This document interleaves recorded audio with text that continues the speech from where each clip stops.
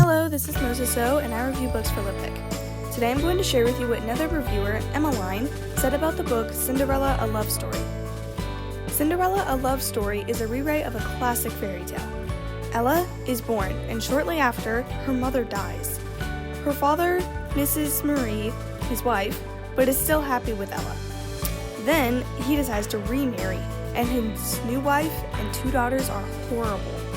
They dismiss the servants one by one and give their chores to Ella. The stepsisters call her Cinderella because she sleeps by the fireplace and gets cinders all over her. Her stepmother makes her wear rags, and her sisters get all of her nice dresses. All of her toys and other things are taken away.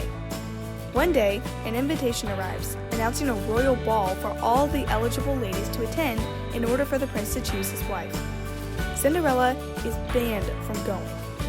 Suddenly, she hears her name being called, her real name. Who is calling her? Will she get to the ball? And most importantly, will her life turn out happily ever after?